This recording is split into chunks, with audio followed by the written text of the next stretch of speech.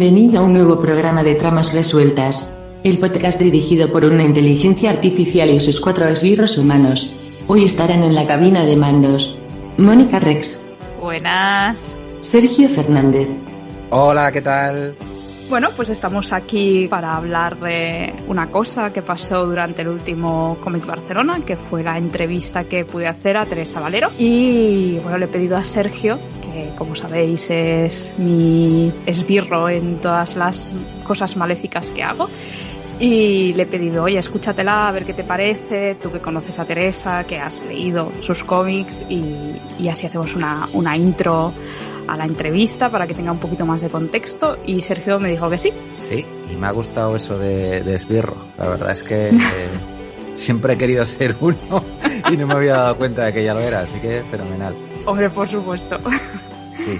A ver, tengo que revelar que en el momento que me lo planteaste es una de estas cosas que me hace mucha ilusión, ¿no? Es cierto que en Tramas pues nos caracterizamos por hablar de todo tipo de cómic, ¿no?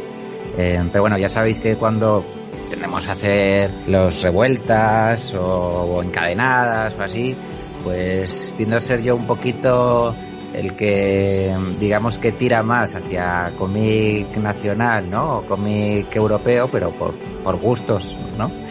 Y igual, pues, yo qué sé, pues Nacho y tú tendéis a veces más hacia el manga y tal, ¿no? Uh-huh.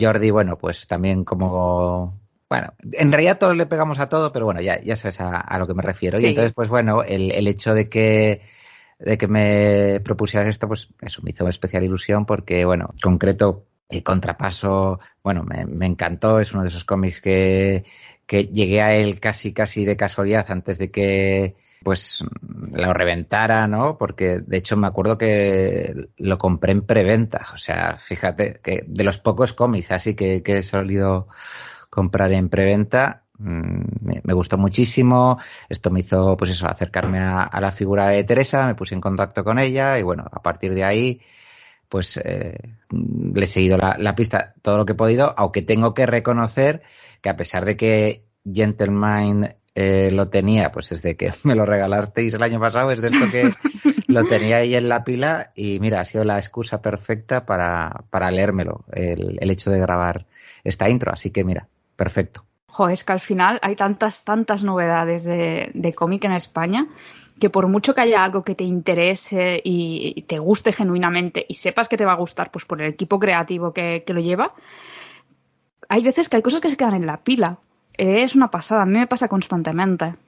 Y nos va a pasar, y cada vez va a pasar más. O sea, yo veo mi biblioteca y hay veces que me quedo mirándola en plan de, bueno, a ver, ¿qué leo ahora?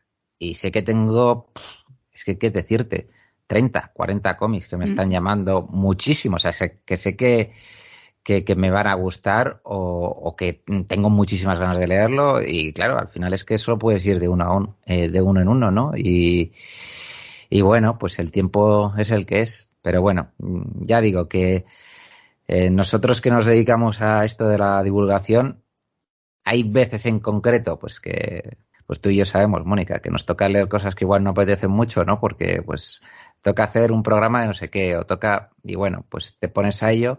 Pero hay otras veces que, ya digo, como esta, pues mola, porque es como, joder, mira, perfecto, ¿sabes? Así ya me lo leo. Y la verdad es que estoy muy, muy, muy contento. ¿Y te ha gustado Gentleman?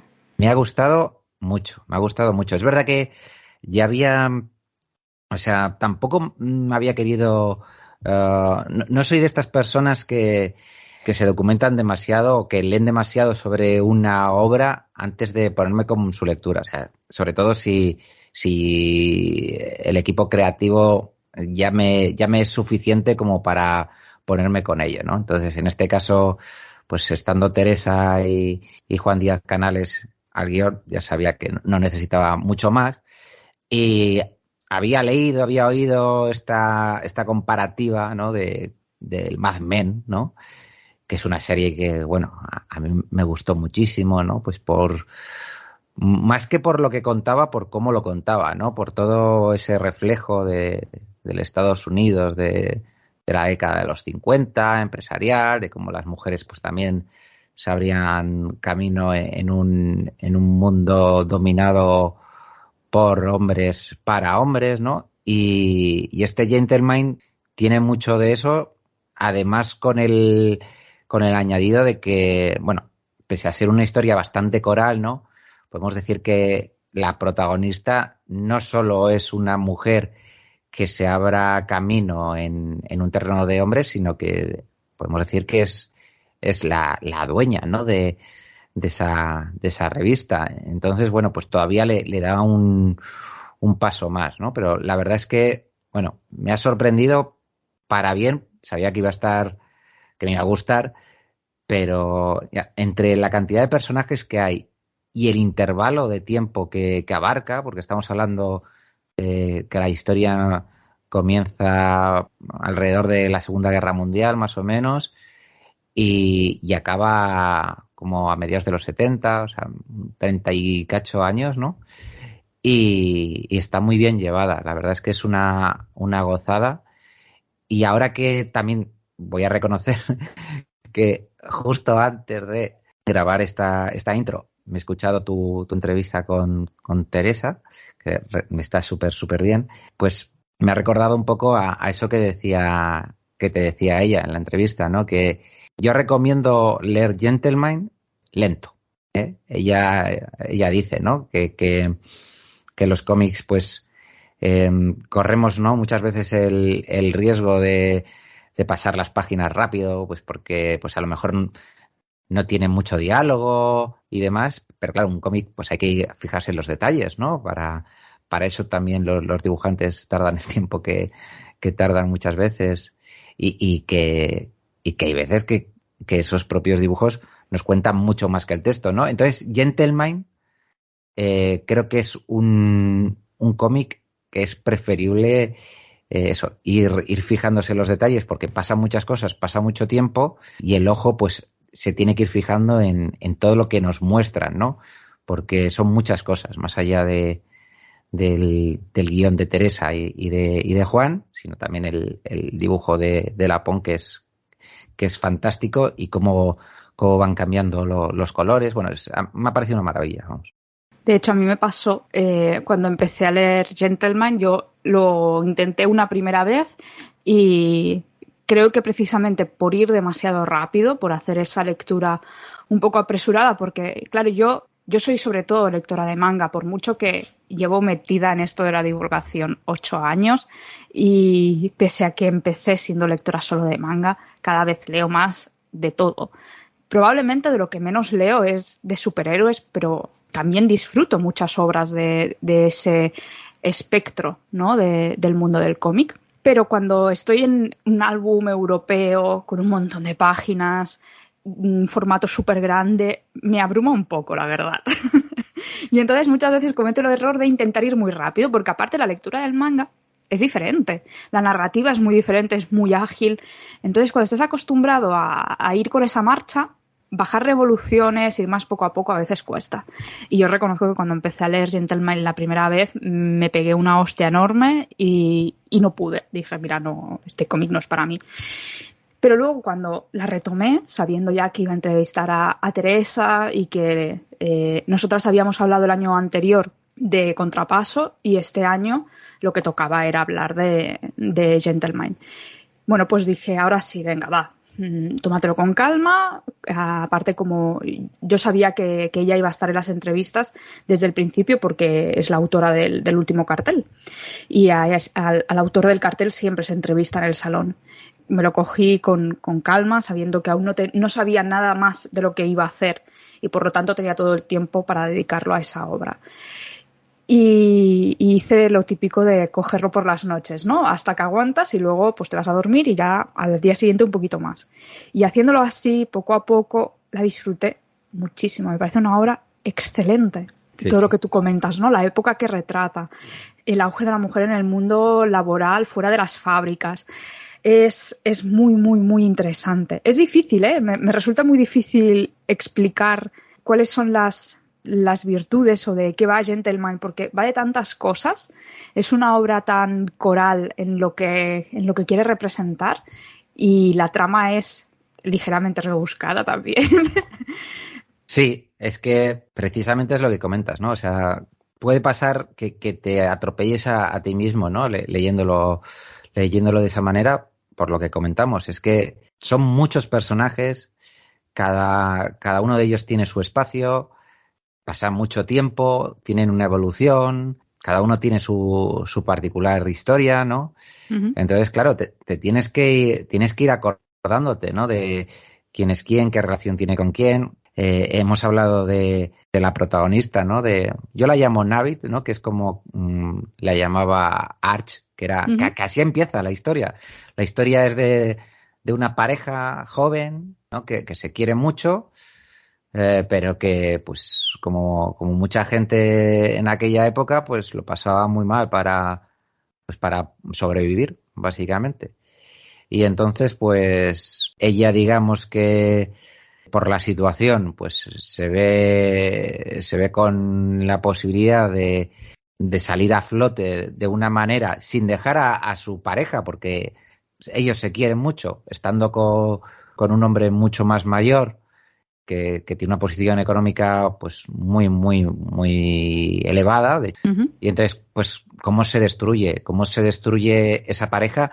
Y además que es que vemos que esa destrucción no cesa, no es una herida que no se cura en el transcurso de los años, pero es que luego tenemos un personaje maravilloso como es el abogado puertorriqueño que deja de ser abogado, la relación que tiene él con su hermana, la secretaria que luego resulta que tiene un talento brutal como para no ser secretaria y ser Uh-huh. la principal articulista de la revista, también la fotógrafa a la que rescatan de la calle, que tiene un pasado ahí oculto, cómo se van revesando todo, ¿no?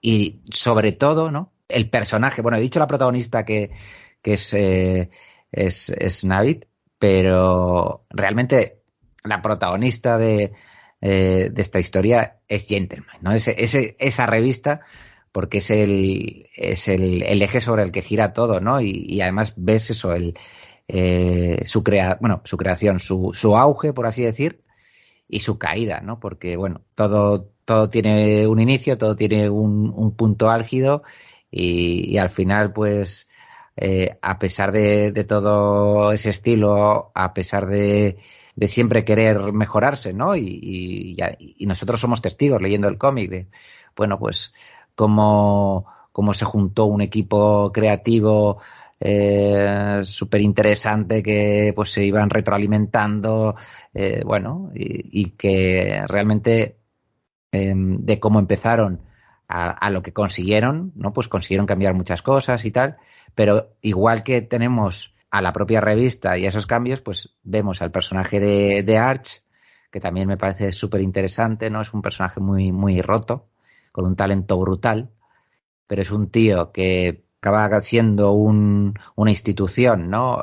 Como ilustrador, pero que llega un momento que se le empieza a ver como una vieja gloria porque eso en lo que él pues había llamado la atención, ¿no? Deja de tener valor porque, bueno, pues ya las portadas ya no son ilustradas, ya son fotografías, y el tío dice, bueno, pero es que yo sé hacer más cosas que esto, yo soy un artista, pero el mundo pues ya no le ve así, y bueno, y encima pues a eso añádale que sigue teniendo el corazón roto y se da la bebida, o sea, es que pasan muchísimas cosas y bueno, pues repitiendo lo que hemos comentado, a sorbitos, poco a poco, irse fijando porque cuenta mucho más de lo que parece, ¿no? Y además, pues eso, es una radiografía del Estados Unidos de aquellos años, como bien hizo Mad Men, además, o sea, en eso se parece también mucho. Pues sí, no recuerdo si en la entrevista aparecía la cita a Mad Men, pero está ahí, obviamente.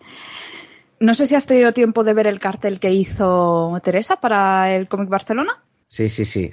A mí, yo cuando vi el cartel, la verdad es que me sorprendió muchísimo. Es algo muy diferente a lo que estamos acostumbrados a ver en Teresa, pero a la vez me absorbió, tengo que reconocerlo, ¿eh?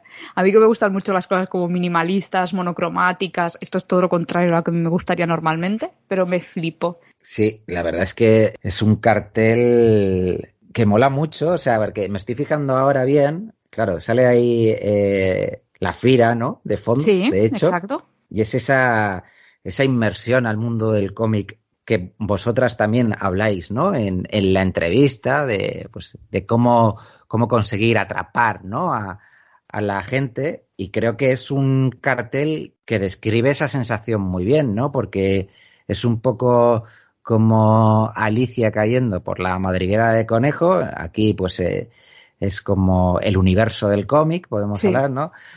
Súper colorido, fascinación, diversión, alegría, páginas, combinación de estilos, porque el cómic son muchas cosas diferentes, ¿no? Sí, sí, sí.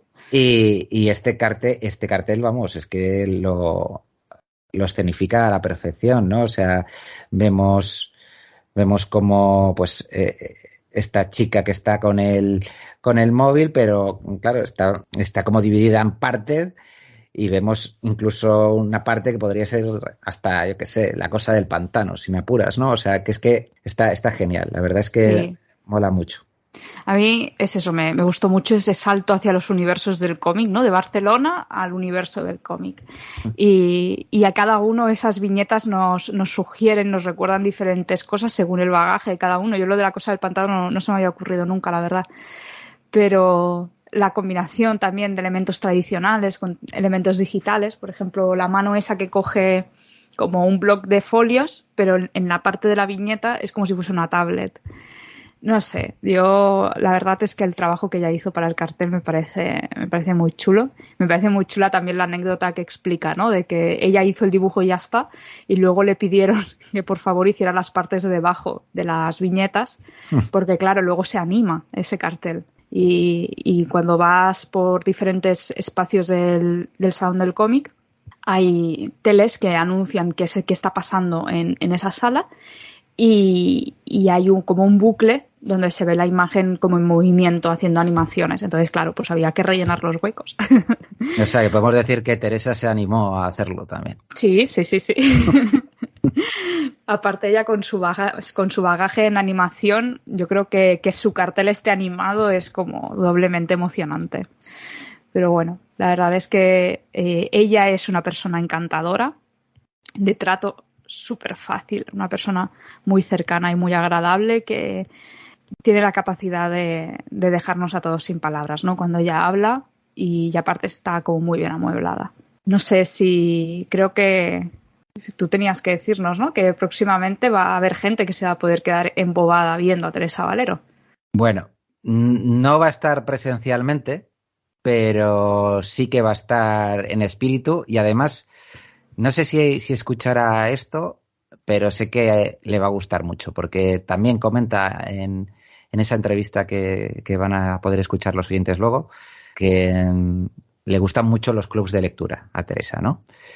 Y que hay muchas veces pues que chismea así, ¿no? En redes, pues para ver qué cuenta la gente, o bueno, pues porque al final en los clubs de lectura, aparte de ser iniciativas que son enriquecedoras, pues también hay veces que sirven, ¿no?, a la gente pues para acercarse a un cómic en concreto, o a una autora, como puede ser en este caso Teresa, ¿no?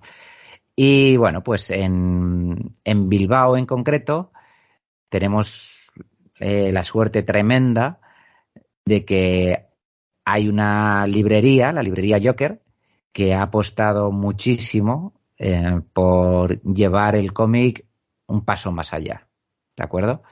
Como en otras ciudades de España, bueno, pues ya sabéis que hay tiendas, ¿no?, en las que, bueno, pues se tienden a hacer presentaciones, se tienden a hacer pues diferentes actividades. Pero es que Joker, la librería Joker de Bilbao, lo que ha hecho ha sido hacerse con un local justo enfrente de su librería y llamarlo Espacio Joker, ¿de acuerdo? Y está destinado a realizar todo tipo de actividades relacionadas con el mundo del cómic. Es decir, que allí tenemos las presentaciones pertinentes todos los meses, ¿vale? De hecho, a comienzo de cada mes, bueno, pues ellos en la tienda y a través de redes comparten el plan que vamos a tener en las siguientes semanas, y hay de todo, y es una gozada. Y entonces tenemos, pues, presentaciones. Pues hemos tenido ya, se han pasado por aquí en los últimos 2 meses gente como Antonio Hitos, gente como Nadar, como Marcelo Quintanilla, bueno, Zapico, no recuerdo si fue antes o después, pero vamos, que prácticamente todas las semanas tenemos un autor de primer nivel, ¿no? Luego también hay talleres de dibujo infantil, que está llevándolos a cabo Mamen Morón, ni más ni menos. Hay talleres de cómic per se, o sea, de cursos de cómic. Por ejemplo, ahora en julio imparte uno Susana Martín, o sea, que es que estamos hablando también de autoras de primer nivel, vamos. Joder, es que qué nivel, ¿eh? Sí, o sea, yo de hecho el otro día se lo comentaba a un amigo, ¿no? Decía, joder, es que, claro, hay algunas de estas actividades son de pago, obviamente, y otras son gratuitas, pero el curso de cómic, yo porque no me puedo coger vacaciones, porque es que si no, es que vamos, iría de muy buena gana. Luego tenemos también, bueno, hay también cursos de iniciación de juegos de mesa, ya por salirse un poquito del cómic. Hay cuentacuentos, ¿no? O sea, es que tenemos un poquito de todo. Y luego, además, tenemos, que por eso me preguntabas, Mónica, también, aparte de para hablar un poquito del espacio y que todo el mundo, pues que se acerque a Bilbao este verano o en próximas fechas, vamos, me parece visita obligada, porque es que además el sitio está de la leche, o sea, digamos que lo ha decorado, por así decir, Antonio Hitos, el autor de Ruido, el último cómic que ha publicado para Astiberri, aunque bueno, ahora ha sacado también una reedición de Inercia, y es una secuencia, ¿vale? O sea, las paredes del espacio Joker es una secuencia es un cómic al final, ¿no? Es un cómic y es una maravilla, y además está íntimamente ligado pues con Ruido por los colores utilizados, por el tipo de dibujo utilizado, y además hay una parte de esa estancia, de ese espacio Joker, que está destinado a los autores que visitan el espacio, ¿no? Entonces, bueno, pues van dejando su particular arte ahí, y es una gozada, porque a los que nos gusta este mundillo, imagínate, vas ahí descubriendo, coño, mira, Nadar, coño, Quintanilla, coño. Y esto acaba de empezar, ¿sabes? Entonces, bueno, no quiero pensar cómo va a estar esto pues a finales de año, o sea, va a ser un mini museo. Y pues lo que decía, entonces desde el primer momento, bueno, tuvimos la suerte de estar allí en la inauguración. Si se inauguró un jueves, el viernes ya hubo presentación. Yo el sábado ya estuve ahí en el taller infantil, y el martes de la siguiente semana comenzó el club de lectura. Un club de lectura que hay todas las semanas. Lo que pasa que, bueno, pues se ha dividido por temáticas. Entonces, una de esas temáticas es el género negro, y ahí pues entraría un poquito el gran contrapaso de Teresa Valero.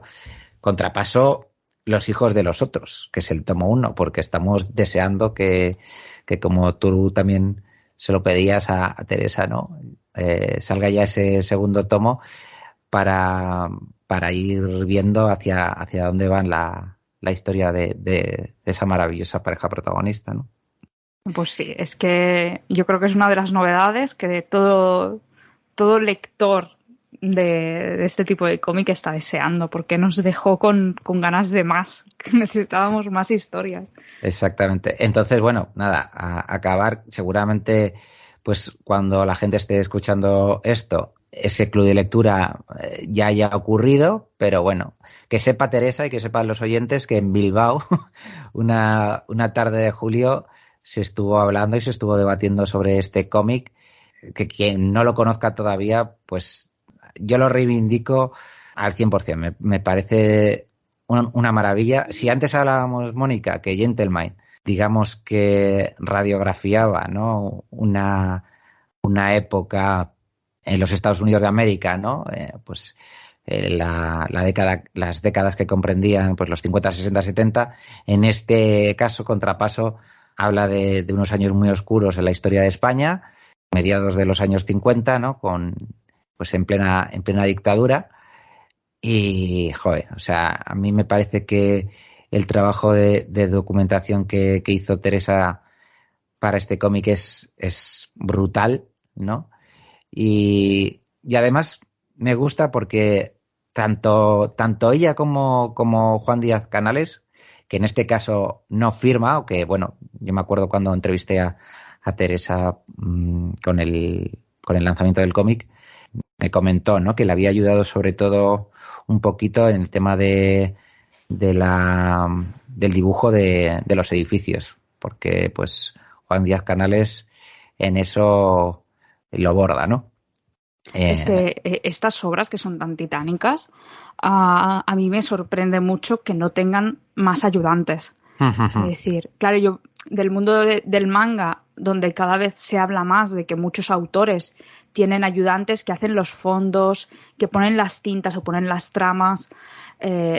En el cómic europeo a lo mejor y americano a lo mejor sí que estamos un poquito más acostumbrados a la figura del entintador o del colorista, pero simplemente alguien que te dibuje los fondos, que te rellene la parte blanca de las viñetas y tú te dediques a hacer los personajes. A mí me sigue sorprendiendo muchísimo. A ver, por eso también tardan tanto en sacar un volumen. Eso te iba a decir, que aunque tengamos luego el ansia y digamos, joder, anda que no está tardando, coño, pero fíjate todo lo que tiene que hacer, ¿no? O sea, claro. Una autora completa en este caso, ostras, es que son muchas páginas, es guión, es dibujo, es rehacer, es corregir, es cambiar cosas y madre mía. Pero bueno, a lo que iba, me gusta que son dos autores, digamos, que se caracterizan porque están comprometidos con sus ideas, podemos decir. O sea, tú cuando lees, yo que sé, Black Sad, por ejemplo, ¿no? Pues ahí también te está hablando nuevamente de ese Estados Unidos, ¿no? De los años 50 y demás, pero bueno, pues ves que hay cierta denuncia social, ¿no? Y en Contrapaso también la es, ¿no? Y pues me gusta, ¿no? Me gusta y más en los tiempos en los que estamos viendo ahora, que por desgracia vemos como hay ciertas historias que se tienden a repetir, ¿no? Pero me gusta que se haga esa denuncia social y que al mismo tiempo tampoco sea maniquea, ¿sabes? Que dé lugar a la esperanza. Y con esto me refiero a que, por ejemplo, en Gentleman, ¿no? Si te acuerdas, Mónica, hay un personaje que se le relaciona con el pasado nazi en Alemania, ¿no? Y la gente, en el momento que se entera, ¿no? Pues le señala y digamos que le juzga, ¿no? Sin posibilidad de réplica y sin necesidad de, oye, pero te has parado a pensar por qué esa persona, ¿sabes?, pensaba así o actuó de esa forma y demás, ¿no? Y en el caso de Contrapaso, valga la redundancia, tenemos esa extraña pareja protagonista, la que decía yo antes, la que mencionaba yo, que uno, pues uno de ellos es joven, es hijo de comunista, ¿no? Y el otro es un señor mayor afiliado a la Falange, ¿no? Y dices, esta extraña pareja que está condenada a no entenderse, que se pueda llegar a entender, ¿no? Y que realmente, joder, que no tenemos tampoco que... Si queremos, ¿no?, solucionar las cosas y si queremos llegar a puntos de encuentro, no tenemos que dejarnos llevar, ¿no? Por los extremos, por muy fea que se pongan las cosas, y siempre tiene que haber lugar a la esperanza, ¿no? Aun manteniendo vivo, pues eso, nuestros ideales o nuestra forma de pensar. Claro, Y en eso es muy... sí. Perdona, ese ejercicio es muy interesante porque, claro, en España esas dos visiones tienen que reconciliarse y tenemos que encontrar unos grises y encontrar algo en común que nos una y encontrar unos mínimos de respeto hacia el otro para que la convivencia pueda ser posible. Entonces, ese retrato que ella hace en esos dos personajes tiene mucho pozo y tiene mucho que decir y es súper interesante. Y el retrato que hace en Estados Unidos de que esa persona de repente se le hace la cruz totalmente porque lo que opina o lo que piensa o alrededor de quien estaba, eso es inadmisible, también tiene muchos matices y también es súper interesante y también responde a un contexto. Entonces, Teresa tiene esa capacidad de meterse en la mente de la gente de la época y retratarlo muy bien. Yo cuando estaba en la carrera de filo, muchas veces nos decían, ¿no?, que es muy fácil juzgar las épocas pasadas según los estándares de la época. Y es muy fácil decir que en Grecia no existía democracia y los griegos decían que sí que existía la democracia y que la acuñaron ellos, que de qué vamos. Pero entender esos matices y ser capaz de darle la vuelta para que tú como lector fuera de tiempo puedas hacer todo ese ejercicio de análisis, bueno, claro, es que al final es una obra que da para club de lectura. Sí. Una obra y una autora, claro. Es que es súper interesante esto que comentas, porque si queremos evolucionar como especie, esto es súper necesario. O sea, no podemos hablar con esa soberbia, ¿no? Cada vez que miramos al pasado, cuando cometemos prácticamente los mismos errores, ¿no? Con un contexto diferente, obviamente, pero sí, o sea, antes que he mencionado a Zapico, pues Zapico también sigue la línea de Teresa o de Canales, ¿no? O sea, tú lees la balada del norte, que también me parece de obligado cumplimiento para cualquier amante del cómic y para cualquier persona en general, ¿no? Yo lo pondría de lectura de los colegios. Y, a ver, Zapico, obviamente, pues es otra persona cuyos ideales son claros, ¿no? O sea, te quiero decir, es una persona, pues, de izquierdas, ¿no?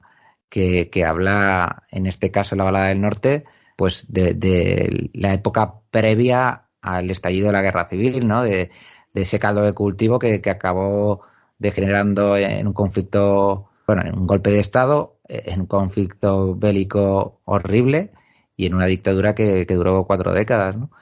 Pero aún así, con todo, ¿no? Lejos de hablar desde el rencor o desde el victimismo, Zapico en este caso también lo que hace es, bueno, voy a poner a un protagonista que sea hijo de un marqués, ¿sabes?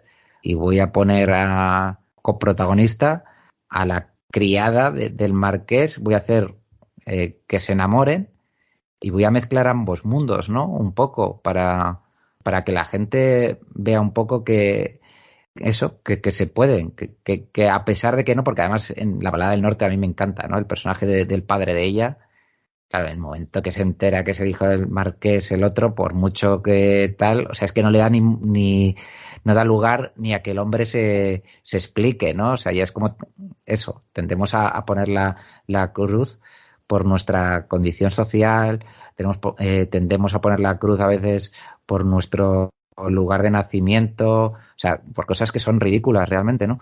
Pero Zapico eso también lo hace muy bien.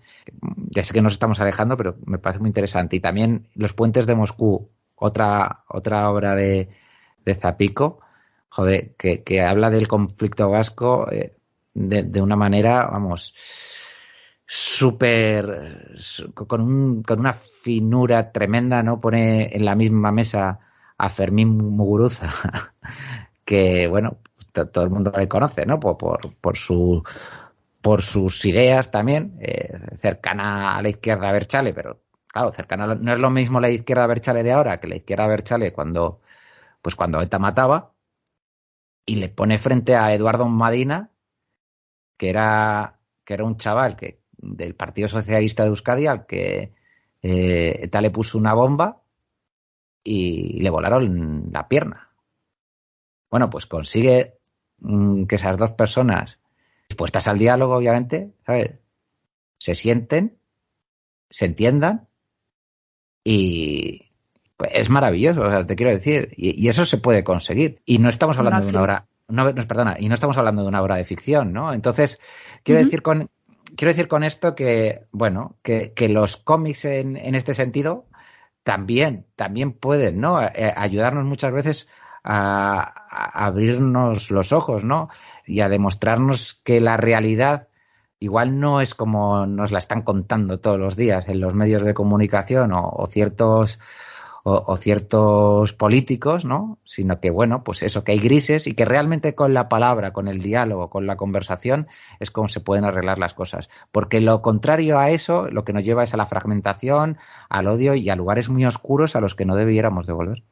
Pues sí, totalmente. Al final, una de las cosas, ¿no?, que también comentaba Teresa es ese papel del cómic como conciliación, como lugar donde reflexionar sobre todos estos temas, lugar donde visibilizar problemas, solucionarlos y esa voluntad o esa manera que tiene ella de entender el cómic del lugar donde generar otros sentimientos, ¿no? Bueno, yo creo que precisamente La balada del norte es una obra a la que en algún momento vamos a tener que dedicarle un programa. Vamos, yo encantadísimo. Pues, ¿ya te has leído el último número o no? Es que, o sea, ya era buena La balada del norte, pero el último número me parece, vamos, grandioso. Pues, por tengo todo ahí los 4, que encima lo tengo en la estantería que da a cama. Así que voy a tener que hacer como Gentleman, empezar a leerlo poco a poco para poder hacer ese programa. Yo, vamos, creo que se lo merece ese cómic y vamos, de nuevo invitamos a los oyentes que no lo hayan leído que por favor se acerquen a la balada del norte porque es una maravilla de cómic, de historia, pues, más bien. Pues nada, pues si te parece, yo creo que ya les hemos hecho una buena introducción a la entrevista a Teresa Valero y aparte les hemos dejado recadito para nuevas lecturas. Si te parece, pues damos paso a la entrevista.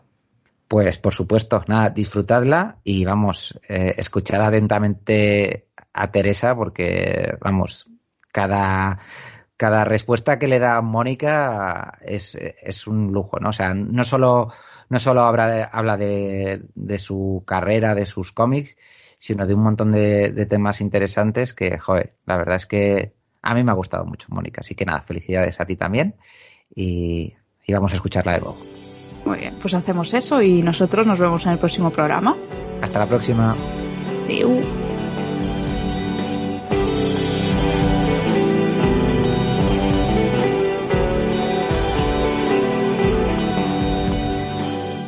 Teresa Valero comenzó su carrera profesional en el mundo de la animación como dibujante de storyboards y layouts en largometrajes y series de televisión. Su primer trabajo en el mundo del cómic es a través de la escritura de guiones de la serie Brujeando, ilustrada por Juanjo Guarnido, y después, junto a Montse Martín, realiza la trilogía Curiosity Shop, con el que gana el premio al mejor guionista nacional en la Expo Cómic de 2012. También ha participado en la escritura de los guiones de la serie de cómic Gentleman, junto a Juan Díaz Canales, para el dibujante italiano Antonio Lappone. Como dibujante ha publicado el guión humorístico We Are Family, con guión de Marie Pavlenko. Gracias. Y sus últimas obras son Contrapaso, Los hijos de los otros y Gentleman, ambos publicados por Norma Editorial. Bienvenida, Teresa. ¿Qué tal? Nos Encantada. volvemos a encontrar. Sí, qué bien. Eres la autora del pedazo de cartel de este año.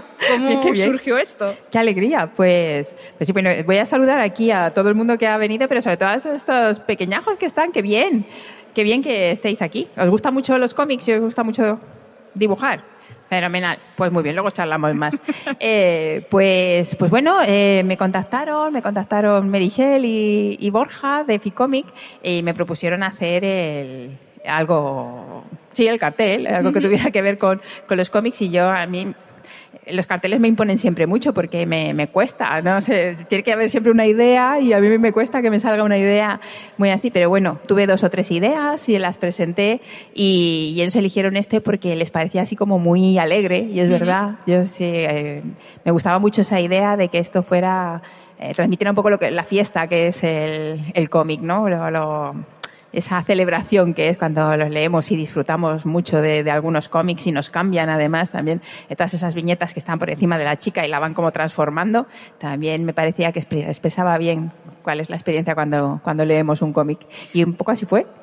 ¿Las diferentes viñetas que aparecen representan cosas en concreto o es todo imaginación? Sí, pues bueno, hay un homenaje a Gallardo, también a la generación de chicas que está haciendo cómic un poco más experimental, ¿no? Y que me apetecía que estuvieran. Y en lo demás eran más diferentes estilos y diferentes géneros, pues de ciencia ficción o de aventuras o estilos pues como podría ser un poco Miguel Anso Prado o el manga o el cómic americano de fantasía, pues un poco diferentes cosas que pudieran darnos una visión de conjunto de todo lo que puede ofrecer el cómic y también cómo se puede leer en diferentes formatos hoy día, ¿no?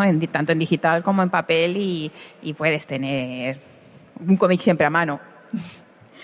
En los últimos años, ahora que hablabas precisamente de formatos, normalmente el cartel se anima. Uh-huh. Que, por ejemplo, lo que hemos visto, las animaciones durante la entrega de premios. Sí. ¿Esto supuso alguna limitación, algún problema, algo que tener en cuenta a la hora de hacer el cartel?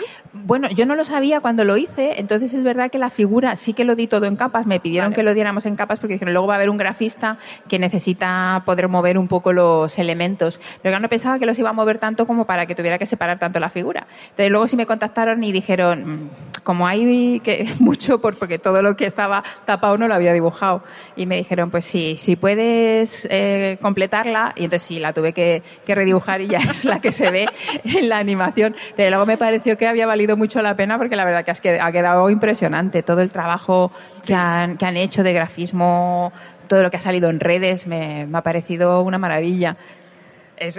Siempre queda súper bien las animaciones, pero claro, ese momento de no, que es que tienes que rellenarlo. Claro, no es que le vamos a separar, digo, claro, es que le falta una pierna, le falta un brazo, es de la mitad de la cara, entonces sí hubo que un poquito de rellenar. trabajo extra. Sí, pero muy poquito. Has dicho que una de las referencias que querías plasmar era el manga. Uh-huh. ¿Tú te has acercado al manga? Sí, yo no leo todo lo que quisiera, pero la verdad es que me gustan muchas obras y sí soy lectora de manga, vamos, y uno de mis cómics favoritos de todos los tiempos es Yotsuba. No sé si los niños que conocéis Yotsuba, verdad que es una maravilla, Yotsuba es lo mejor. Y entonces sí, no tengo ningún perjuicio con el manga y me parece además que han sabido hablar muy bien al público y sobre todo al público más joven y que ofrecen muchas temáticas diferentes y también incluso muchos estilos gráficos que parece que no y tal. La gente tiene un poco de prejuicio de que es muy limitado, pero no es verdad.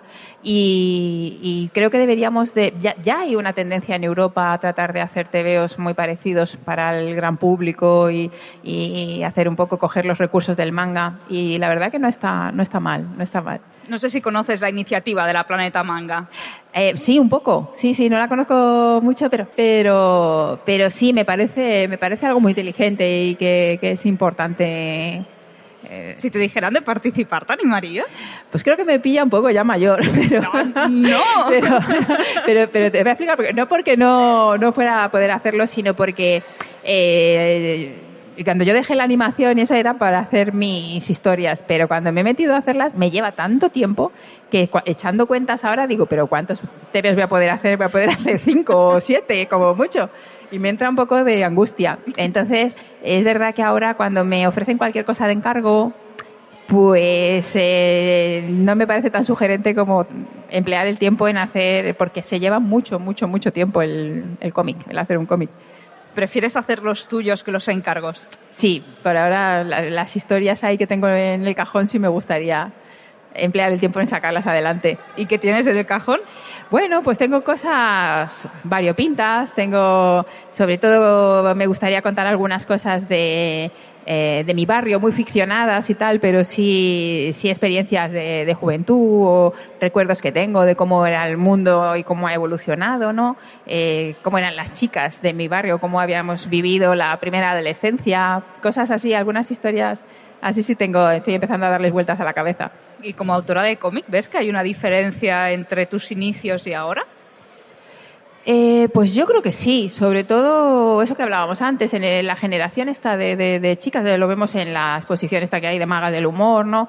Sí que yo creo que hay una normalización que que todavía cuando empezábamos nosotras sí había ese concepto de es que sois pioneras o estás haciendo algo que no es como que tenías que derribar un muro ahí con mucho.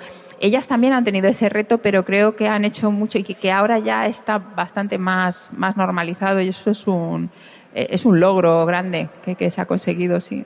Y de esas autoras de tu época, incluso anteriores, ¿cuáles son las que más te han marcado? ¿Cuáles son tus autoras? Bueno, sin duda Purita Campos yo creo, era la que, vamos, a mí es la que me hizo pensar que yo podía ser dibujante en algún momento. O sea, Esther y su mundo para mi generación fue algo tremendo, o sea, nos tenía subyugadas completamente.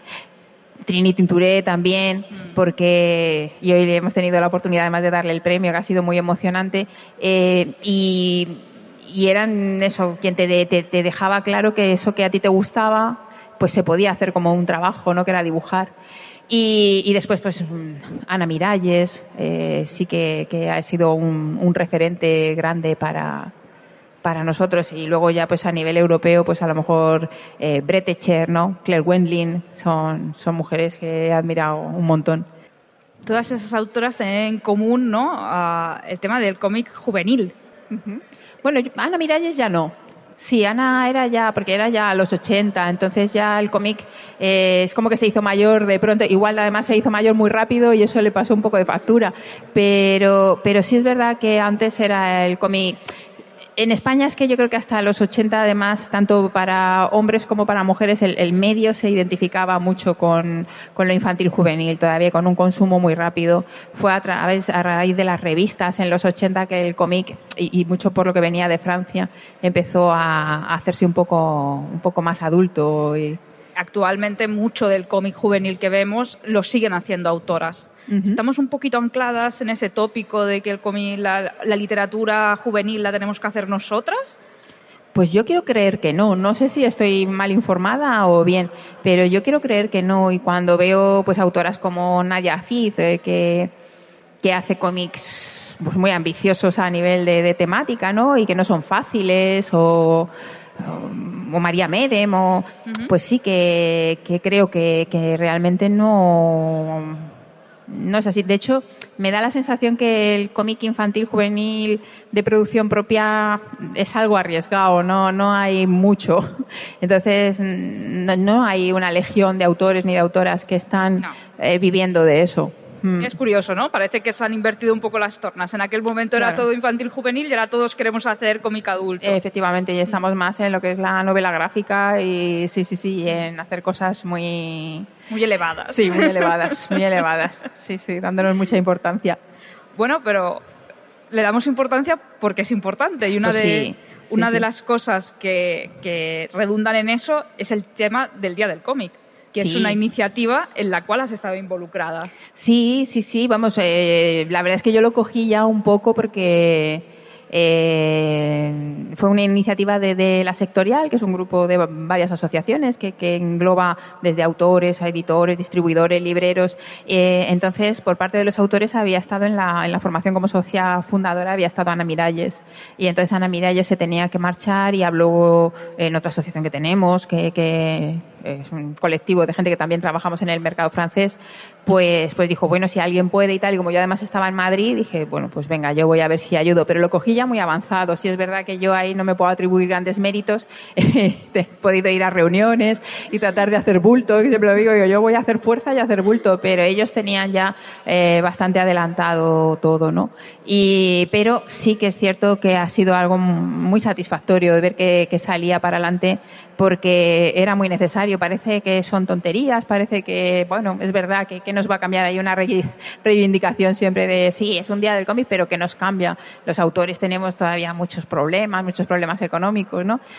Pero que se hable del cómic, que salgan los telediarios, que haya un montón de iniciativas y sobre todo tratar de que se aumenten los lectores, que es la base fundamental para que todo esto vaya mejor, pues yo creo que sí contribuye directamente, ¿no? Entonces, no es que tengamos que hacer una cosa y eso es exclusivo y quita que hagamos, hay que hacer muchas cosas diferentes, pero esta es una, y está bien que haya salido, que la apoyemos y que todos nos congratulemos. al final la idea es que la gente compre cómics, ¿no? Sobre todo es eso, es lo de los nenes que hemos visto aquí antes, es que ellos vean que hay algo que les da satisfacción, que les da placer, que les emociona, que hagan comunidad, que lo puedan intercambiar, que lo puedan... Entonces todo eso es importante. Claro, siempre decimos, ¿no?, que la diferencia entre España y Francia en parte es la cultura del tebeo, Claro, la única manera de hacerlo pues son esas pequeñas pasitos, ¿no? Claro. No puedes forzar a la gente a leer cómics tampoco. No, absolutamente. En Francia lo hacen muy bien porque, por ejemplo, ellos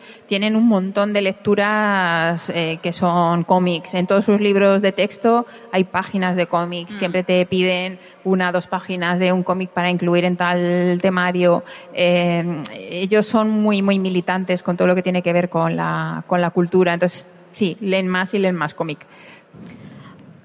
¿Cuáles son los valores, las características que tenemos que hacer que la gente que no lee cómics descubra? Uh-huh. No es lo mismo leer un cómic que leer una novela, que hacer otras cosas, ¿no? ¿Qué tiene de intrínseco el cómic? Hombre, es verdad que yo creo que efectivamente tú tienes que saber a qué vas a leer. Y leer cómic hay que leerlo con tiempo. O sea, hay muchas veces que tú lees un cómic y si lo lees rápido, yo tengo una tendencia grande a embalarme leyendo cómic. Y siempre me pasa que el cómic que leo más lentamente es el que más me gusta porque es cuando entras en una especie de, como cuando haces yoga, ¿no? Y dices, ahora estoy aquí en el punto de meditación. Pues eso es igual. Ahí, pum, se hace la conexión y ahí entras en ese placer. Es algo que no es fácil cuando no eres lector de cómic y de primeras puede resultar un poco frustrante. Entonces, eso es algo que ganaríamos si efectivamente los niños, como era más en nuestra generación, leyeran cómics y tuvieran un acceso a los cómics mucho más normalizado, que pasa en muchos niños con el manga, ¿no? Que encima lo leen al revés.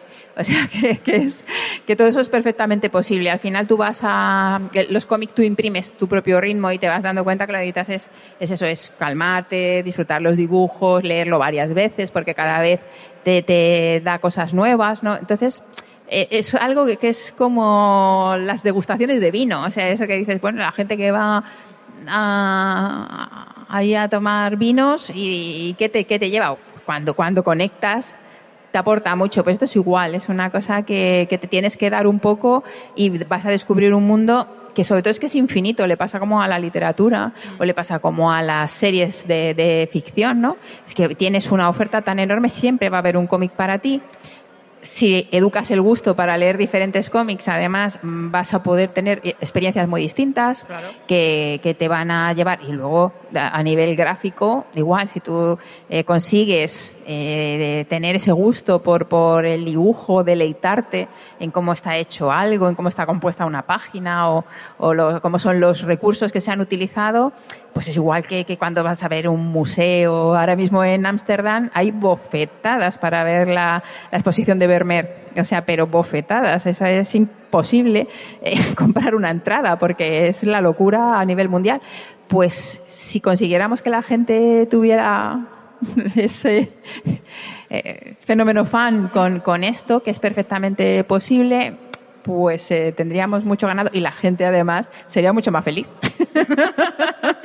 Ese podría ser el eslogan del Día del Cómic del año que viene. Totalmente. Lee cómics, estarán felices. Pero yo es que estoy convencida, se te hacen mejor y te hacen más feliz, y sobre todo si puedes compartir la experiencia lectora. Ahora ahí florecen los clubs de lectura por todas partes, sí, y es que es una experiencia súper gratificante leer algo y compartirlo. A mí, siendo jurado, además es algo que ha sido un poco así, ¿no? Uh-huh. Entonces hemos leído lo mismo, a ninguno nos ha podido parecer lo mismo, en algunos hemos coincidido 100% lo que nos parecía, en otros no, y era muy, muy enriquecedor, ¿no? Ver cómo cada persona pues le dice una cosa diferente, ¿no? Es que no tiene nada que ver cuando tú lees o ves una película o lo que sea que hagas cuando tú lo haces solo, cuando puedes compartirlo. Totalmente. Y cómo te enriquece el hablar con los demás de ese tema. Sí, sí. Es maravilloso. Sí, totalmente de acuerdo. Sí. Oye, ¿y cuando no lees cómics, qué lees? Bueno, trato de leer libros. Yo lo que pasa es que tengo muchos problemas de tiempo y luego me pasa también, siempre decimos esto, pero a veces tampoco es verdad también. Pero dices, es verdad, trabajo muchas horas, pero luego hay veces que por la noche también pierdes un poco el tiempo porque ya estás cansada mientras va a llegar la hora de la cena y digo, estos tiempos podría utilizarlos en leer con más calidad, pero suelo leer siempre antes de dormir. Y dependiendo de lo que cansada que estoy, a veces la lectura es de calidad y a veces no tanto. Entonces, hay veces que digo, ayer fue una lectura inútil, no me acuerdo de nada, lo tengo que volver a leer todo otra vez. Me gusta leer los veranos, que estoy más, cuando cojo vacaciones sí que leo eso de que lees 3 horas de seguido y ahí es cuando se produce esa magia que hablábamos antes, no tanto si lees cómic, pero sí me gusta leer de todo un poco. Muchas veces además pues suelo estar como de tapada en algunos grupos de Facebook que son club de lectura también, que recomiendan libros, entonces me los voy apuntando. Siempre llevo mucho retraso, pero algunos lo leo. Y trato de leer todo, sobre todo cosas que yo trato de salir de lo que conozco, porque creo que es la única manera en que todavía puedes estar en el mundo. Llegamos a unas edades en las que el mundo empieza a irse de ti y tienes que ir corriendo un poco detrás de él, ¿no? Porque ya empieza a dejar de ser tu mundo y para que no deje de serlo tienes que estar con la mente abierta. En lugar de cerrarla, que es la tendencia natural, yo procuro tenerla cada vez más abierta, cada vez más abierta. Es verdad, ese fenómeno pasa. Hombre, pero que llega un momento que te arrolla la realidad y dices, pero ¿qué está pasando a mi alrededor? Esto no es mi mundo ya, claro, si no lo reconoces. ¿De qué hablan estos jovenzuelos? Bueno, eso a mí me pone el dar clase en la universidad es lo que, y tener hijos jóvenes, porque es que solo las palabras, o sea, porque ahora es mamadísimo, que en mis tiempos era que estaba borracho, ahora es que está fuerte. Y yo decía, y como eso todo. Digo, bueno, pues nada, que hay que reciclarse. Es verdad.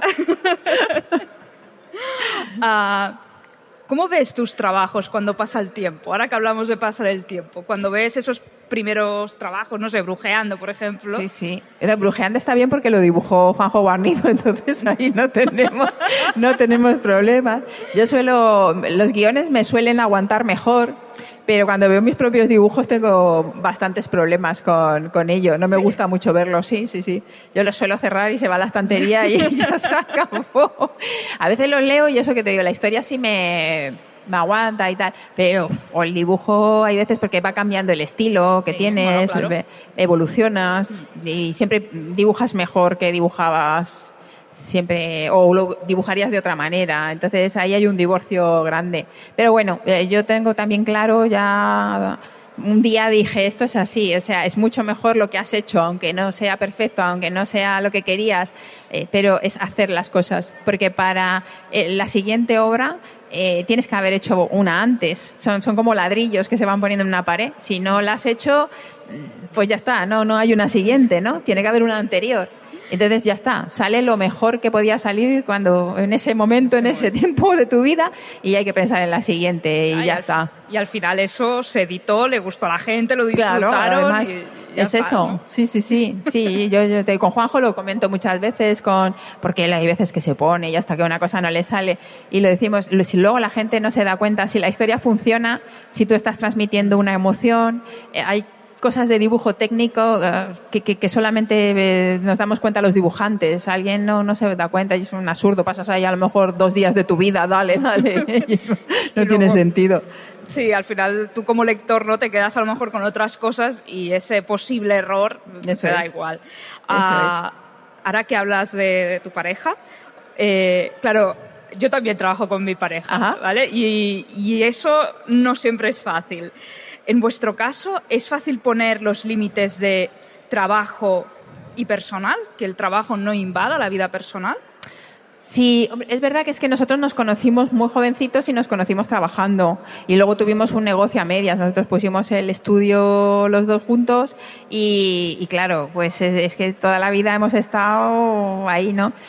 Es verdad que a veces lo que hay es que es como que desapareces, como estás siempre ahí, pues ya se lo digo muchas veces, digo, joder, somos como una planta o como un mueble, ¿no? Hay veces que dicen, no, habláis, digo, pues hay días que sí y hay días que no hablan nada, porque ya es como lo rutinario.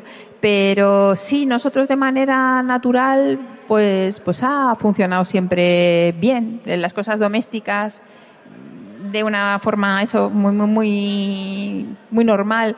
Siempre pues esto lo haces tú, pues esto lo hago yo, pues esto va saliendo, tiene que salir, entonces sale. Luego el trabajo, cuando lo hemos hecho juntos, teníamos gimnasia para que saliera rápidamente, y cuando trabajamos separados hay mucho respeto, nadie se inmiscuye si te pide opinión bien, si no hay respeto en que cada quien trabaja en lo suyo y no entras en esa intimidad, ¿no? Y luego eso, pues para criar niños también bien, siempre hemos hecho nuestros turnos. Sí, también contraturno, ¿no? Es difícil discutir con Juan, ¿no? No suele haber problema con eso. Muy bien. Lo preguntaba precisamente porque en Gentle Mind trabajáis juntos. Sí.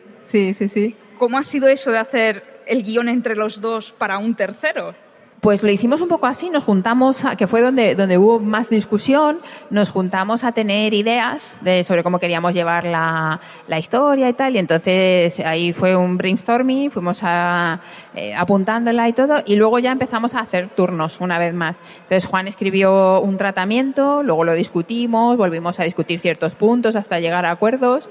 Él me lo pasó a mí otra vez el tratamiento para que fuera escribiendo, hizo una cosa muy casi guión, y luego yo hice ya el guión mucho más por secuencias y con los diálogos, y luego se lo pasé a él, y todo lo que veía raro también me dijo, bueno, pues esto lo vamos a quitar y tal, o qué te parece, y seguimos discutiendo, pero ya mucho más trabajando cada uno por etapas. Eso es, porque escribir a cuatro manos a mí me parece muy complicado, no sé cómo puede hacerse, la verdad. Es complicado. Es mejor eso, lo de hacer unos acuerdos, pero luego dejar que el otro cree en libertad y luego seguir haciendo tu... ¿Y cómo surgió la idea de este cómic? ¿Por qué decidisteis hablar de esto? De Gentle Mind. Sí. Bueno, fue un encargo de una editorial francesa que quería trabajar con Antonio Lapone, y entonces ellos son los editores de Black Sat también. Uh-huh. Y algunas veces habíamos hablado, yo cuando acompañaba a Juan en algunos salones franceses, habíamos hablado de todo el universo Mad Men, que nos gustaba un montón. Y entonces, como Antonio Lapone es tan sugerente, su dibujo tan de diseño, tan de los años 40 y 50, pues ellos querían hacer algo, y al editor se le ocurrió, bueno, ¿por qué no hacéis algo que vaya más o menos en la línea, no de los publicistas, pero igual sí de los años 40 y 50 en América, desde el mundo de la prensa o del periodismo? Y entonces dijimos, pues sí, pues podemos tirar por ahí. Y ya nos pusimos todos de acuerdo y avanzamos. En el cómic todo empieza a detonar a raíz de una pregunta que es ¿qué quieren los hombres? Sí. ¿Qué quieren?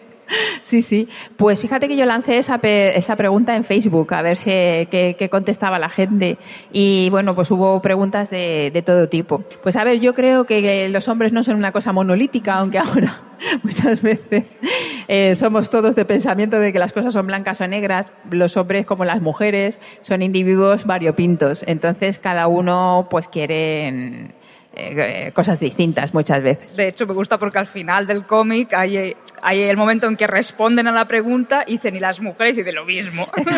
Claro, efectivamente.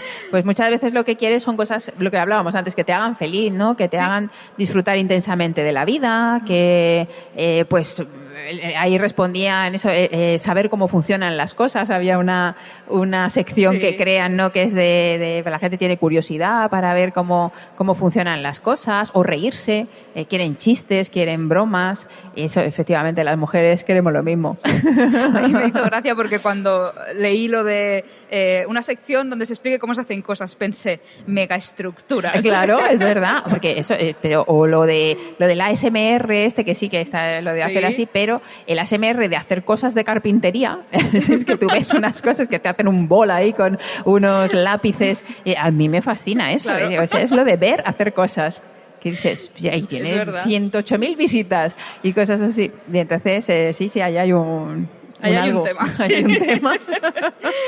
En el cómic vemos muchas referencias visuales, desde revistas como Life y Vogue hasta cómics como los Action Comic, y incluso personajes como Charlie Brown y Snoopy. Uh-huh. ¿Todos esos guiños son cosa vuestra, es cosa de la Pone, es cosa de todos? Pues es de todos, sí. Nosotros solemos proponer ciertas cosas. De hecho, a Antonio le pasábamos unas carpetas grandes con documentación, con un montón de portadas, de fotos de la época, de fotos periodísticas y cosas así. Y él también muchas cosas las inventaba, las desarrollaba, todas las portadas que ha hecho, todos los anuncios, cuando se está buscando al escritor misterioso, todo eso se lo curraba muchísimo con muchas referencias que tenía él. De hecho, este cómic debe tener muchísimo trabajo de documentación. Sí, ¿Cómo lo habéis hecho? Pues eso, nosotros íbamos localizando fotos de todo. Cuando escribíamos el guión, de cada escena se buscaba documentación y se iba poniendo. Incluso cuando escribimos el tratamiento para presentarlo a él y a la editorial, ya iba con muchas fotos, ya iba con un montón de fotos que decían, pues eso, tal, lo de los puertorriqueños, en las prisiones, en no sé qué, que hace la lectura, porque todos esos, leer un guión o leer un tratamiento son cosas muy pesadas. Entonces, cuando le pones fotillos parece que ya entra mejor, ¿no? Entonces, engañas a la mente, claro, bueno, no va a ser tan denso. Sí, porque si es solo ahí texto a palo seco. Gentleman, en el fondo, a mí me gusta pensar que es la historia de varias mujeres haciéndose un hueco en un mundo de hombres. ¿Alguna vez te has sentido así? Sí, claro. O sea, yo siempre lo cuento. Yo empecé a trabajar en animación en un departamento que eran 7 chicos y yo. O sea, era Blancanieves y los 7 enanitos, porque no eran enanitos. Me sacaban 3 cabezas, pero vamos, yo era la única chica. Entonces, es verdad que ellos nunca me hicieron sentir así. Yo tuve mucha suerte con mis compañeros. Se lo digo a todo el mundo. Yo jamás tuve una situación desagradable con ellos, jamás me hicieron sentirme ni inferior ni fuera de tal o para nada. A veces incluso yo llegué a dirigir el departamento, a veces en otros de hombres siempre, y muy rara vez he tenido problemas, muy rara vez. Entonces no sentía eso, sí sentía que claro, que yo había hecho una cosa que no era habitual.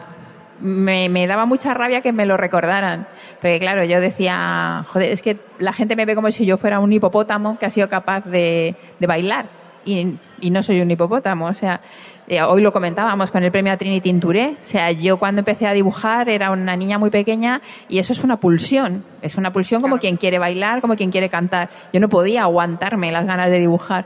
Y como yo, a lo largo de la historia, esa pulsión la han tenido que tener incontables mujeres, muchísimas, montones, y todas tuvieron que reprimirlo hasta más o menos Purita, otra gente alguna pintora renacentista que consiguió, pero era rarísimo. Entonces, es una cosa que se ha tenido que reprimir. Entonces muchas veces sentías que estabas haciendo algo que no era habitual, y a mí me costaba entender por qué no había más chicas que tomaran lo que les correspondía, porque claro, yo no entendía tampoco que eso no se pudiera hacer, y cuando tuve la menor oportunidad pues me agarré con uñas y dientes, claro.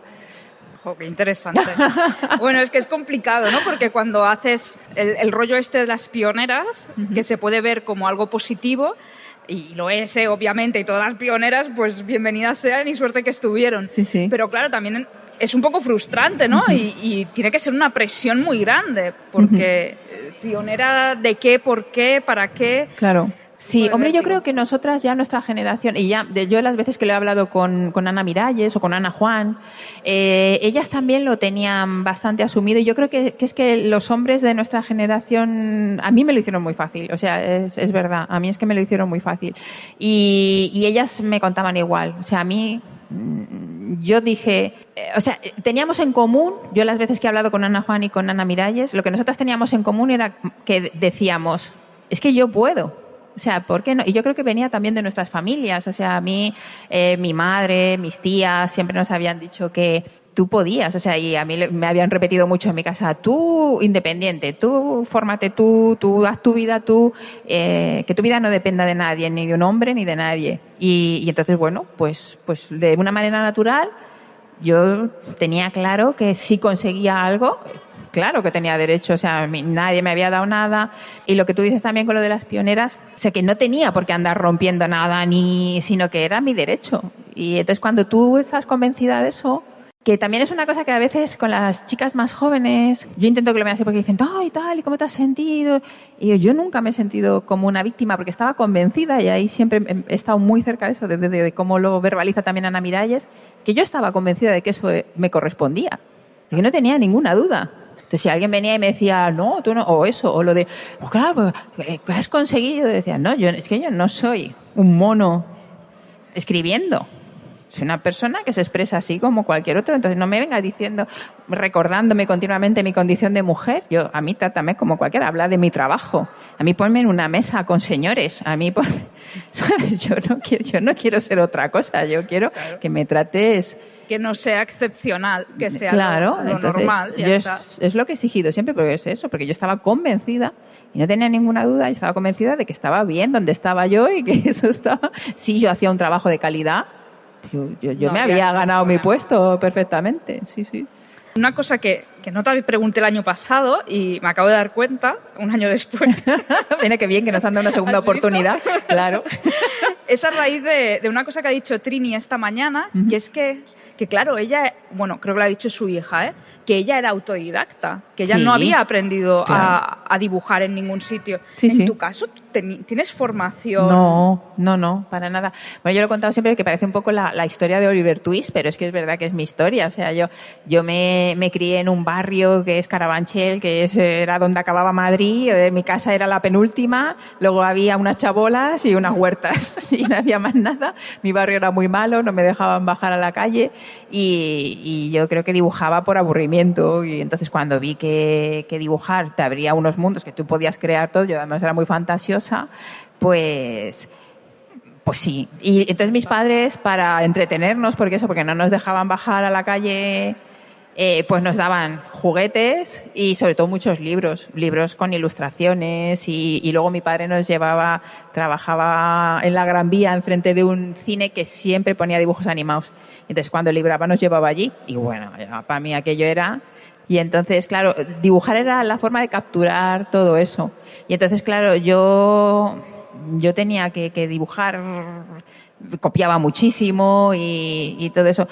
Quise estudiar, pero en mi caso pues no era posible, nos teníamos que poner a trabajar prontito y entonces, bueno, pues yo estudié para secretaria, pero tuve una carambola en mi vida enorme, porque yo siempre quería hacer dibujos animados, pero entonces solo podías estudiar Bellas Artes, no había nada más, y yo no me podía permitir estudiar Bellas Artes, una carrera tan cara, además con tantos materiales. Entonces empecé a trabajar con 16 años y en una de estas pues salió una oferta de trabajo de secretaria en un estudio de dibujos animados en los estudios Cruz Delgado. Y ahí fue donde me agarré. A mí lo que sí que me parece maravilloso es que empezases de secretaria en un estudio de animación. Claro, pues fue la manera claro, pero ahí luego de forma clandestina pues le iba pidiendo a los animadores que me enseñaran y ya pues eso, pues fui aprendiendo ahí, llevándome cosas a casa, pero en principio pasando guiones a máquina para llevar a Televisión Española, sí. Bueno, hombre, yo encantada. Pero de eso también aprenderías mucho a hacer guiones, pues leyendo mucho, los guiones de los demás. Pues mucho, sí. Luego traduje muchos guiones en otro estudio del inglés al español, y hice un montón de cosas. Luego ya pasé a hacer storyboard, que también tenías que trabajar mucho con guiones. Entonces ahí se me fue quedando toda la gramática. Sí, me ayudó un montón. De todo se aprende mucho. Es que nunca hay que decir que no hay a nada, prácticamente, a pocas cosas.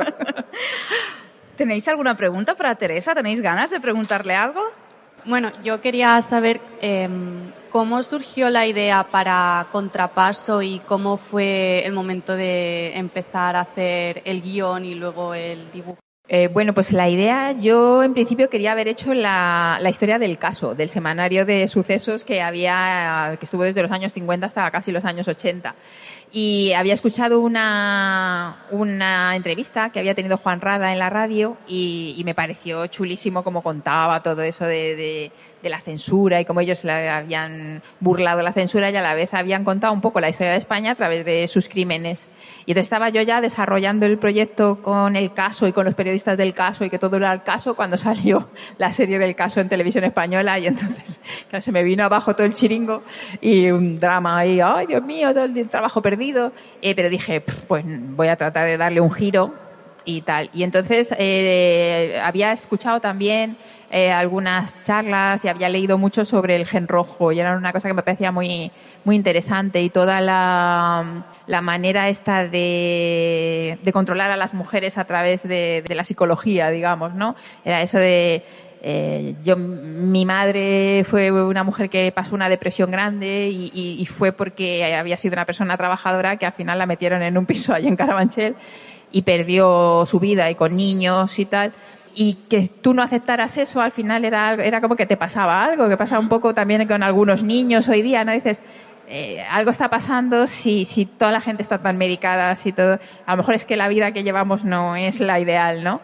Y entonces era eso, a ti te habían vendido que una mujer tenía que vivir de una determinada manera, tenía que darse a sus hijos, tenía que darse a su marido, tenía que abandonar su vida por completo, y a muchas de ellas eso les significaba pues hacer crack. Y entonces hubo una serie de psiquiatras que efectivamente pues miraban a ver qué les pasaba a esas mujeres, qué les pasaba eso, o qué les había pasado a las mujeres que habían sido rojas, o qué les pasaba a todo aquel que se salía de lo que ellos pensaban que era una vida normal, ¿no? Y mira que la respuesta era fácil, que no es lo que quieren. Efectivamente, sí. Pero es algo, pasaba también con cómo tratabas la homosexualidad, o sea, es sencillamente es que es gente que no es feliz con una vida como esa y necesita vivir de otra manera, pero cuando quieres ponerle una plantilla a toda una sociedad, pues es complejo. Que tenían que leer cómics para ser felices. Mira, sí. Pues sí, pues por ejemplo las mujeres que leían se encontraban, tenían un escape, pero otras que se quedaban en casa sin hacer poco más que eso, que atender a los demás. ¿Y cómo, o sea, el momento de hacer un guión, cómo lo empiezas a hacer? O sea, ¿tienes primero ya una idea o haces a través de que estás investigando un tema, pues se te ocurre una historia? Suele ir como a borbotones. O sea, en principio tú tienes ideas, pero son difusas. Tienes que ir construyéndolas, dándoles forma, ¿no? Entonces, al principio, cuando en clase, yo a veces también doy clases de guión y eso, y cuando bien tengo una idea para un guión y tal, digo, cuéntamela. Y cuando la cuentan, se dan cuenta de que en realidad no tienes un guión. O sea, hay una entelequia, pero que hasta que es como que te dan una pella de arcilla, ¿no? Y tienes que ponerte, dale, hasta que de ahí sale algo, ¿no? Y te puede salir la Piedad de Miguel Ángel o te puede salir cualquier cosa, pero es cuestión de trabajar y de ir poniendo las ideas claras. Es verdad que estas cosas que son históricas, como lees mucho y ves muchas cosas, yo he hecho también muchas entrevistas, entonces vas sacando ideas de todo lo que vas descubriendo, que es muy sugerente, ¿no? Yo tuve unas entrevistas con periodistas viejecitos, porque conocía a un fotógrafo de EFE que es súper majo y me hizo una reunión ahí en la Asociación de la Prensa con todos periodistas de 90 años que habían trabajado en el caso, y claro, fue un lujazo. Y te cuentan 1000 anécdotas y de hecho no puedes acabar poniendo todas, ¿no? Te quedas ahí como... Pero todo eso te da muchas herramientas, muchos ingredientes que echar ahí, y poco a poco se va construyendo. Yo hay veces que muchas cosas del guión las soluciono casi cuando estoy dibujando. El final de Contrapaso pues lo cambié casi en el último momento porque sabía que no funcionaba, pero no se me ocurría ninguna otra cosa, y tampoco te puedes quedar meses hasta que se te ocurre. Tienes que seguir trabajando. Entonces, pues muchas veces, yo que sé, paseando, se te hace la luz. Pasa algo que dices, esto es. Y yo suelo confiar bastante, así hay como una magia, pasa como con el teatro o con la animación, que siempre íbamos mal. Decíamos, esta película no va a salir, pero siempre salía. Con los montajes teatrales pasa igual. Pues con esto también dices, el final no funciona. Bueno, ya funcionará. Y antes o después pasa algo que hace que funcione. Yo sé, hay un dios ahí de las artes que te manda el mensaje y hay que confiar en que tu mente está trabajando aunque tú no lo hagas a nivel consciente. Entonces, haces guión y a la vez estás haciendo el dibujo. Cada vez más hago así. Sí que suelo hacer un tratamiento en el que prácticamente está todo, pero yo ya sé que ahí hay cosas que no funcionan. Lo que pasa es que no me puedo tomar tanto tiempo como para hacer que funcionen antes de empezar a dibujar. Entonces, luego voy dibujando y voy cambiando cosas. Y muchas veces me paro, casi siempre estoy volviendo a leer desde el principio todo para estar con ello muy bien, para ver qué está funcionando, qué no está funcionando. Y lo que sí que no suelo hacer nunca es dejar algo que no me gusta, que me molesta mucho. Entonces, eso sí, o sea, puedo saltar, volver atrás, pero no llego a terminar algo que sé que eso no está funcionando. Eso va contra mí. Lo difícil es saber que no está funcionando. Pero sí hay algo dentro de ti que te dice que eso no es correcto. Entonces, bueno, pues al final tienes un listón que dices, esto está bien, no es súper bien, esto sí, esto es bueno, y cosas que dicen, esto no, esto es muy malo. Yo me acuerdo que vi una vez una peli, que no me acuerdo cuál es, que salía Coronado, que hacía de guionista y estaba criticando el guión de un tercero y tal. Le decían, pero si tú eres un guionista muy malo, decía que yo no sea capaz de escribir una buena frase no significa que no sepa cuándo una frase es buena. Pues esto es un poco lo mismo. En un momento dado tú no eres capaz todavía de escribir un buen final a lo mejor, pero tú sabes que el final que tienes no se debe de quedar ahí. Pero es curioso, como a veces... a otro nivel, pero escribiendo, sabes que eso no funciona, que no está bien, que no lo estás rematando, que cuando la persona lo acabe de leer no se va a quedar con el punch de lo que me he leído me gusta. Pero un buen día eso va trabajando en segundo plano mientras tú estás haciendo otras cosas, tú estás en tu vida diaria, en tus quehaceres, y de repente dices, ya está, esta es la idea. Sí, y te totalmente. pones y la rematas. Bueno, no sé, es muy curioso, sí, pero pasa así. Totalmente. Yo a mí es que me pasó eso con la escena final de cuando ellos van a repartir el contrapaso y lo lanzan a la población, ¿no? Entonces yo le había puesto que como se hacía además en la posguerra, que se cogían las octavillas y iba una moto y la iba soltando, ¿no? Y bueno, pues no quedaba mal, pero decía, necesito algo que sea mucho, mucho más potente, pero no sabía cómo podían, claro, no podían tener una avioneta, no podían nada.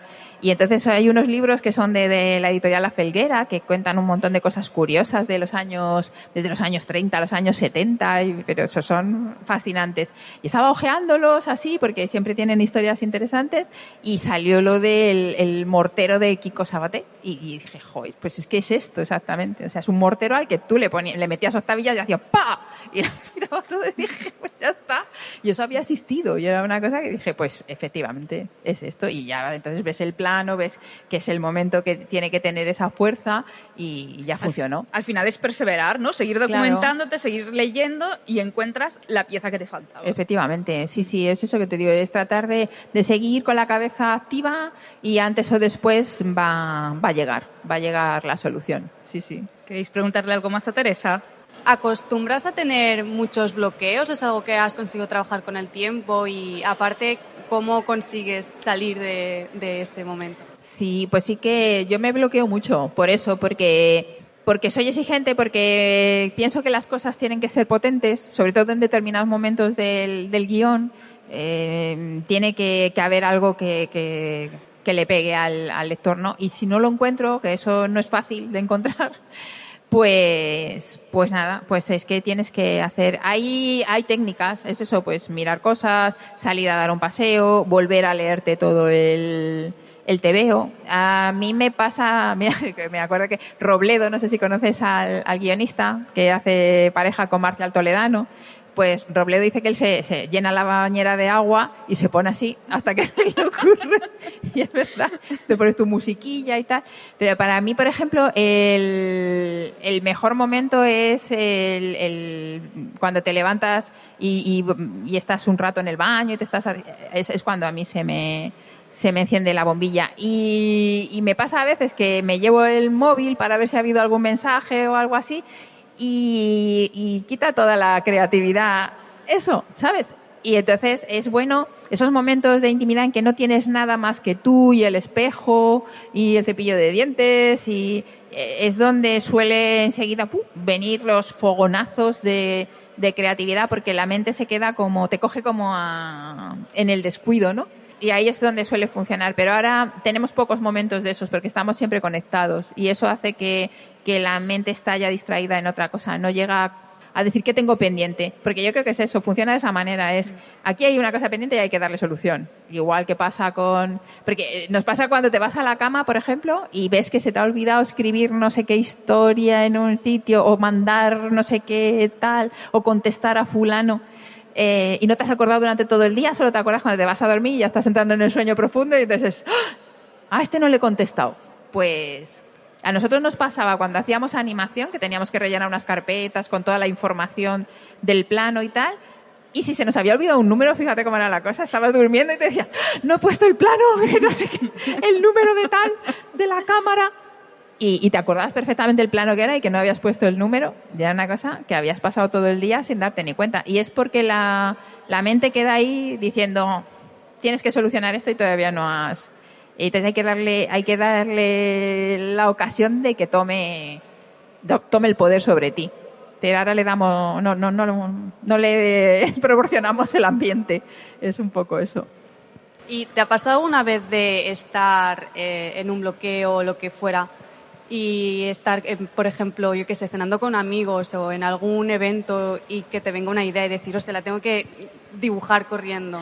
Me suele pasar, pero es porque alguien ha dicho algo, siempre. Siempre suele ser que eso es como cuando te quedas embarazada y ves 200.000 embarazadas o nunca has escuchado una palabra, la palabra, yo qué sé qué, filípica, y en una semana te la dicen 60 veces. Y dices, pero yo sé que he pasado 50 años que no sabía que esta palabra existía y ahora la oigo por todas partes. Pues hay veces que por eso, no sé por qué, si tendrá una explicación racional, pero pasa eso. Entonces a lo mejor tú tienes un problema y en ese momento hay dos amigos que están hablando y están justamente dando una solución que es extrapolable a lo que tú necesitas. Y simplemente hay que estar, alerta.